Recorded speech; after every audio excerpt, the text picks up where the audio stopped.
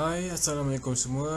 Jumpa kita dalam video pendidikan kesihatan tahun 6, unit 1, Megah dan Gagah.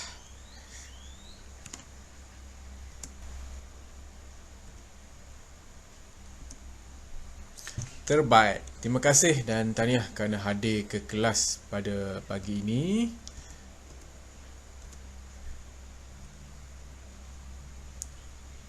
Anda semua sihat? Saya harap anda semua sihat. Jom kita mulakan kelas. Di akhir PDP nanti, saya berharap murid akan dapat menganalisis perubahan fizikal lelaki dan perempuan ke alam remaja dan memahami perubahan diri sebagai remaja lelaki dan perempuan untuk diterima dan dihargai.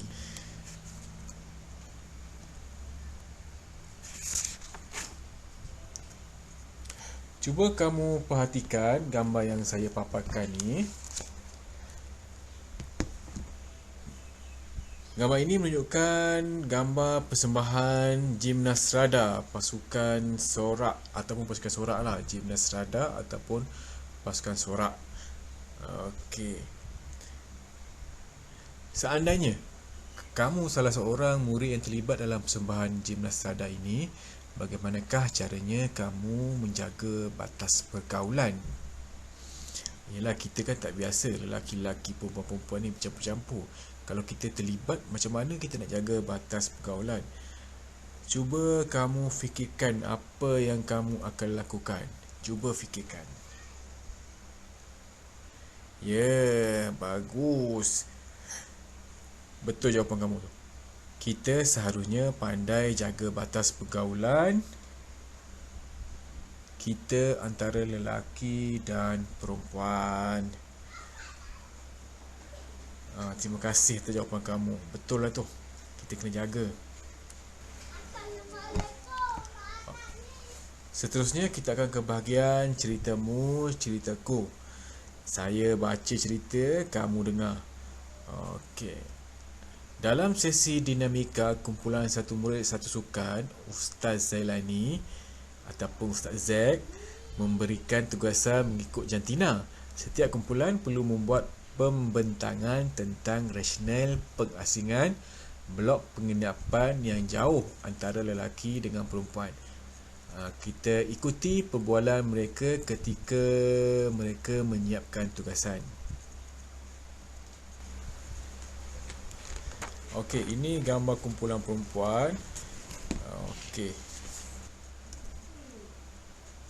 Stacy, saya suka blok kita jauh dari blok penginapan lelaki. Kita sudah matang, bentuk fizikal banyak berubah seperti payudara dan pinggul.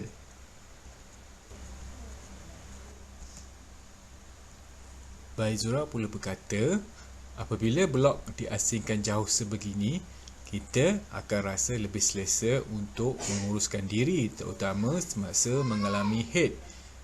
Lagipun, saya sensitif tentang aurat. Kulit kita pun semakin gebu.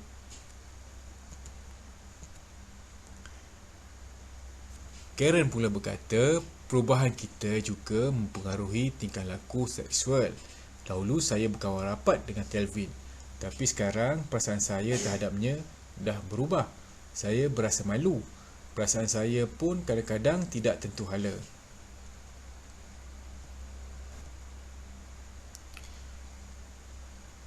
Perubahan ini semua disebabkan oleh hormon estrogen lah.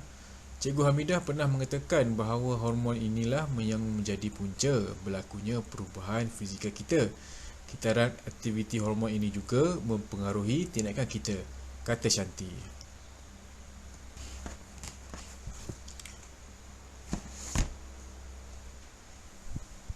Ini pula kumpulan lelaki yang terdiri daripada Kelvin, Lutfi, Ranjit dan Ganesh. Kelvin berkata, saya berasa selesa apabila blok penginapan kita agak jauh dari blok perempuan. Selepas tahun 5, saya perhatikan kita sudah banyak berubah, terutama dari segi fizikal. Latif menyambung, tentulah perubahan kita disebabkan oleh hormon androgen pada lelaki. Hormon ini merangsang penghasilan sperma bagi orang lelaki dan menjadikan kita matang. Rajik menyambung. Bukan itu saja. Misai, bulu yang tumbuh di ketiak dan tempat-tempat lain juga dipengaruhi oleh hormon ini. Hormon ini menyebabkan berlakunya perubahan saiz zakar dan suara kita juga akan menjadi lebih garau.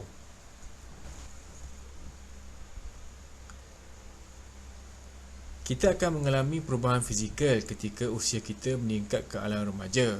Oleh itu, kita perlu menjaga batasan pergaulan dalam persahabatan.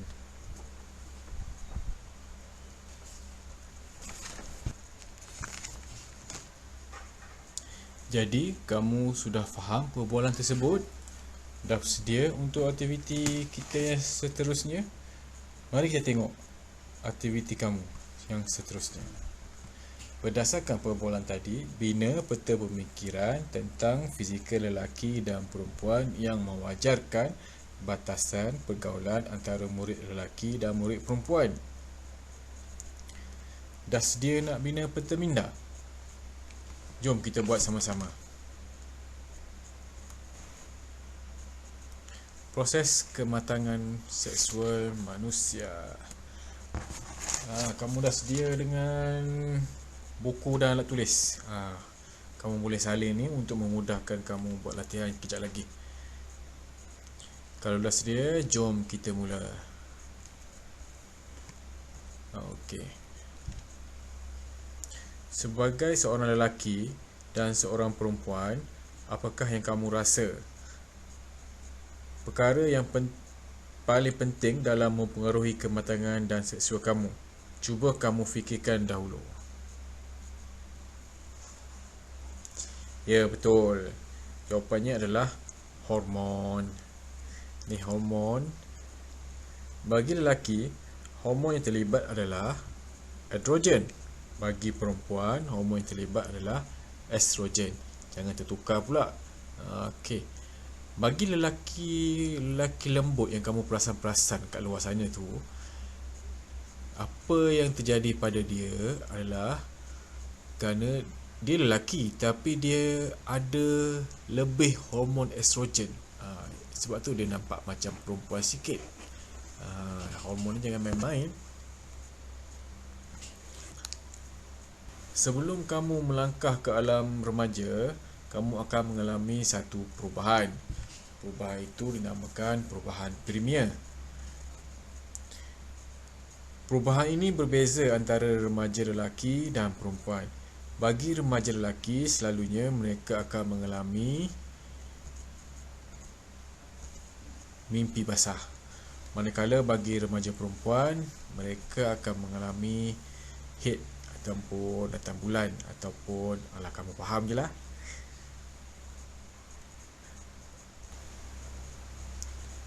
Seterusnya kita tengok perubahan fizikal yang terjadi kepada remaja lelaki.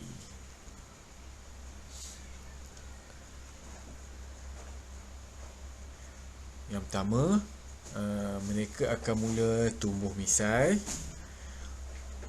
Seterusnya akan tumbuh bulu ketiak dan di tempat-tempat yang lain tu. Tempat lain tu kamu faham-faham lah. Lepas tu suara lelaki juga akan mula jadi garau. Akan mula menjadi garau. Berat badan mereka juga akan bertambah. Berat badan mereka juga akan bertambah. Mereka akan lebih cepat membesar. Dan saiz zakar berubah. Jangan tanya saya lah, zakar tu apa, kamu carilah sendiri. Seterusnya kita tengok perubahan fizikal perempuan. Kat sini saya senaraikan 4.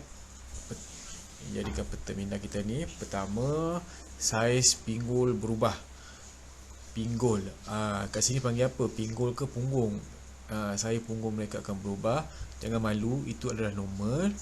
Dan satu lagi, mereka akan tumbuh bulu ketiak dan di tempat-tempat yang sepatutnya itulah. Jarang yang tumbuh misai. Jarang yang tumbuh misai. Ada yang tumbuh misai tapi jarang lah. Lepas tu suara mereka akan jadi lunak. Kalau lelaki jadi garau, kalau perempuan ni dia jadi lunak. Lunak ni macam kalau dia menyanyi tu sedap lah, merdu. Okey. Saiz payudara mereka juga akan berubah. Saiz payudara mereka juga akan berubah. Jadi kamu telah faham perubahan yang terjadi pada remaja lelaki dan perempuan. Seterusnya kita akan ke tajuk penjagaan kesihatan dan kebersihan diri bagi remaja lelaki dan perempuan. Perkara pertama sebagai remaja lelaki dan perempuan harus jaga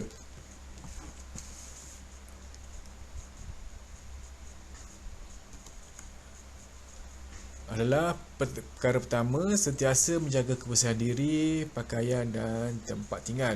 Maksudnya, kamu kena pastikan kuku kamu dipotong, bersih gigi, rambut shampoo, badan sabun. Manakala dari segi pakaian pula, saya sarankan kamu jangan pakai pakaian yang sama berulang kali. Sentiasa pastikan tempat tinggal kamu bersih. Jangan tidur dengan lipas lah pula. Okey, yang kedua, melakukan aktiviti yang menyihatkan kesihatan mental dan fizikal. Contohnya pergi beriadah, bersenam, berbasikal ataupun berkelah bersama keluarga. Semua perkara ni bagus untuk kesihatan mental dan fizikal. Tapi musim PKP ni hati-hatilah. Hati-hati, sila patuhi SOP. Yang tiga, kita perlu menjauhkan diri daripada perkara yang memudaratkan diri. Apa perkara yang boleh memudaratkan kesihatan dan diri kita? Contohnya mandi sungai.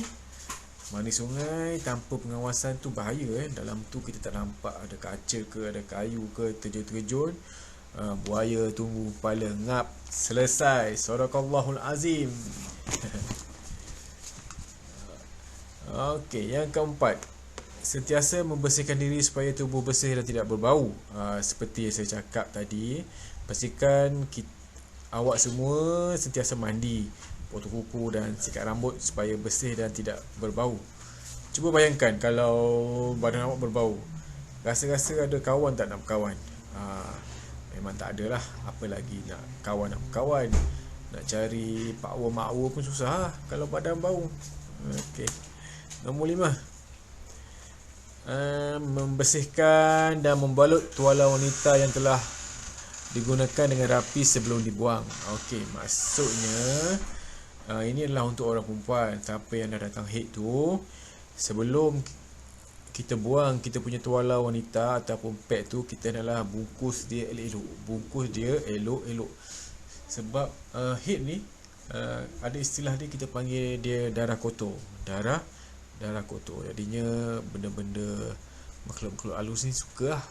Hati-hati dengan benda tu. Jadinya sebelum buang dalam tu sampah, balut dan ikat dengan rapi. Saya tengok yang terbaru-terbaru ni, pad tu atau tuala wanita tu dah disediakan pelekat lah untuk membalutnya. Memang nampak kemas lah. Okey.